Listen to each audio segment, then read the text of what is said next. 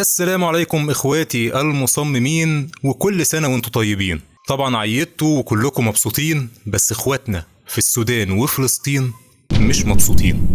فيا ترى انت لسه بتدعمهم ومقاطع ولا ما بقيتوش مقاطعين؟ يا ريت تعرفني تحت في الكومنتات انت لسه مقاطع ولا لا.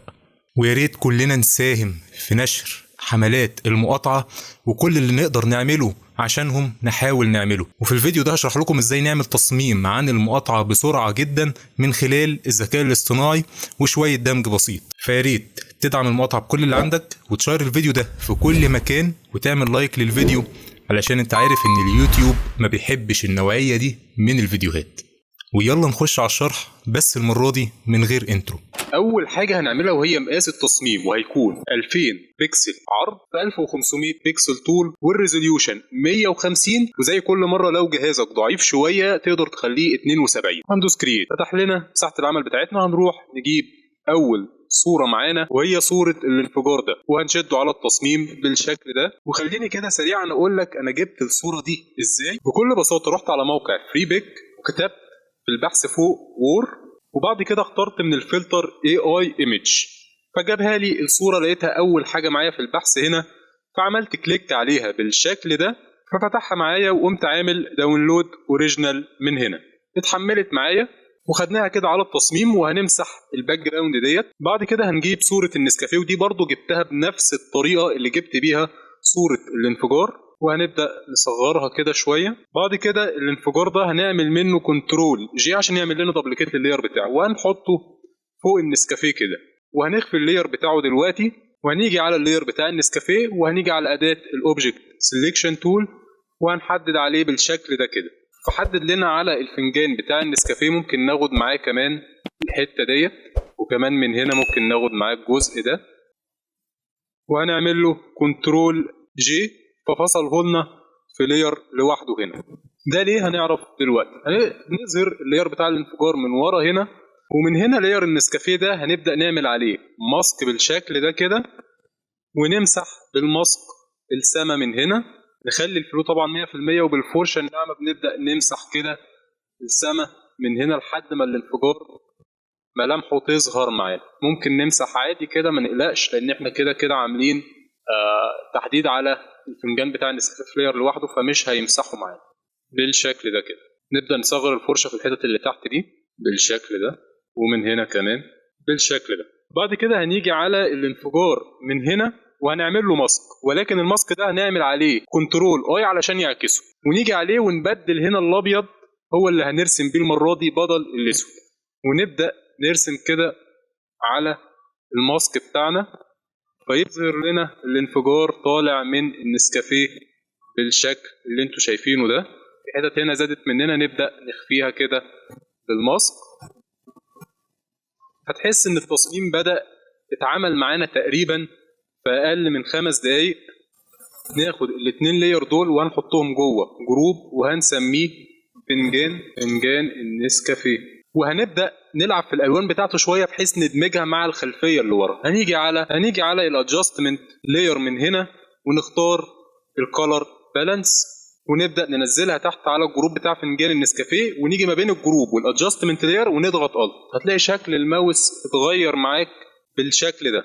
هتقوم دايس كليك شمال كده، هيعمل لك كليبنج ماسك على الجروب بتاع فنجان النسكافيه. هنبدا بقى من الكالر بالانس نلعب في السلايدرات ديت بحيث نقربها اكتر لتون الخلفيه اللي ورا. دي بتبقى عمليه تقديريه ملهاش قدر معين تلعب فيه، حسب انت وعينك. نبص كده قبل وبعد الادجستمنت لاير، ادي قبل ادي بعد، قبل بعد. ممكن كمان نعمل كالر لوك اب، وبرضه هيكون كليبنج ماسك. هتلاقي هو عمل اوتوماتيك بقى كليبنج ماسك عليه. وهنبدا نختار من الكالر لوك اب الكودك 5205 فوجي 300 510 باي ادوبي اللي هو ده. بعد ما اخترناه ادانا التاثير ده. بص كده قبل وبعد تاثير، دمج معانا الصوره اكتر مع الخلفيه اللي ورا. بعد كده هنبدا نجيب اللوجو بتاعنا بتاع المنتج اللي احنا هنقطعه ونشده على التصميم، وهنصغر اللوجو كده بحيث يبقى قد الكوبايه بالظبط. ونبدا نيجي من فوق هنا، واحنا طبعا عاملين له كنترول تي علشان يفتح لنا الترانسفورم، وهندوس على دي هيجيب لنا الورب من هنا. هنيجي على الورب دي ونخليها بالشكل ده. شفتوا عمل اللوجو معانا ازاي؟ هنبدأ بقى نخفف الكيرف بتاعه ده من هنا. كل ما تقلل الرقم ده هتلاقي الكيرف بدأ يخف معاك اهو. يعني انا هقلله بحيث يديني شكل واقعي شوية. ممكن اخليه مثلا 20. ممكن نصغر اللوجو كمان شوية كده تحس ان اللوجو راكب على الكوباية. طبعا لو الكيرف مش عاجبك اعمل كنترول تي وهات الورب وابدأ قلل 20 دي مثلا خليها 10 او 15. اعتقد 15 تبقى كويس. وبكده اللوجو يبقى تركب على الكوباية. ممكن نعمل له كنترول اي علشان يخلينا لونه ابيض بالشكل ده. ونلعب شوية في البليندنج مود بتاعه. ممكن نخلي البليندنج مود بتاعه سكرين وكمان ندوس دبل كليك عليه. وهنبدأ السلايدر ده نشده كده شوية. بدأ يخفي معانا أجزاء من اللوجو. هندوس ألت عليه عشان نفصل السهمين دول عن بعض ونرجع ده لورا كده. فهتلاقي اللوجو شبه اندمج مع الكوباية بطريقة حلوة جدا بالشكل ده. كده تقريبا التصميم خلص معانا. هنبدأ نجمع الحاجات دي كلها كده في جروب مع بعضها. نسلكت عليها على كل الليارات ونجمعها في جروب. نعمل كنترول جي وهنسميه التصميم. ممكن بقى ننقل الجروب ده كده على جنب هنا كده ونيجي نسلكت على الجزء ده. اول ما سلكت عليه جاب لنا الجنريتيف فيل من هنا. نقوم دايسين عليه ومش هنكتب حاجه في البرومبت ولكن هندوس جنريت على طول. هنستخدم الذكاء الاصطناعي في اننا نكمل الحته دي. كملها لنا. هنبدا نشوف الاختيارات اللي معانا. اعتقد ده انسب اختيار مناسب جدا. بعد كده هنبدا نكتب الكلمه بتاعتنا اللي هي مقاطع بفونت اكس او ارابيك من هنا. هنعمله سيمي بولد. واختار اللون بتاعها من لون الانفجار كده من هنا. اللون ده مثلا ولا نخليه ماشي تمام اللون ده. وهكبرها كده وهبدأ اكتب الكلمة الصغيرة وابدأ يومك صح. يعني انت لما تقاطع يبقى انت كده بدأت يومك صح. طبعا احنا يعتبر عكسنا السلوجان بتاعه.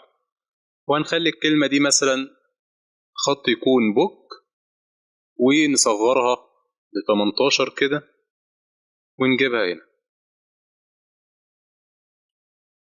ممكن نبدأ نكبرها شوية كده لحد ما تظبط مع حرف القاف البداية تبقى واحدة.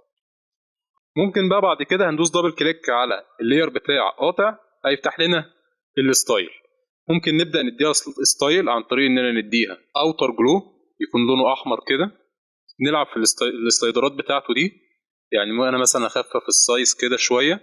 ودي طبعا تبقى تقديريه حسب انت انت وعينك اللي انت عايز اللي انت شايفه افضل اعمله. يعني ما تلتزمش بالارقام اللي انا بعملها. ممكن كمان اندي ستروك من هنا احمر خالص ونخلي الستروك هنا 1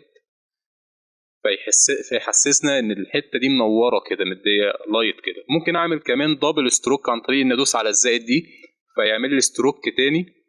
الستروك التاني ده بقى ممكن اخليه نفس اللون ده مثلا. اللون بتاع الانفجار اللي هنا ده انا كبرته شويه علشان اختار بس انا هعمله اوت سايد ولا انسايد. يعني بصوا لما بعمله في الانسايد بيبقى شكله عامل ازاي. بيختلف عن لما اعمله اوت سايد. انا بوريك الشكل عامل ازاي. انا اعتقد كده مدياني نور كويس للكلمه فاعتمده. ممكن كمان اغير اللون بتاع الكلمه نفسه بالشكل ده كده فاداني شكل افضل. دي انت عايز تعملها اعملها مش عايز براحتك. هي عمليه تقديريه. يعني لو انت حابب تعمل ستايل يشد للكلمه. وفي النهايه ما تنسوش تدعوا لاخواتنا واهلنا في السودان وفلسطين.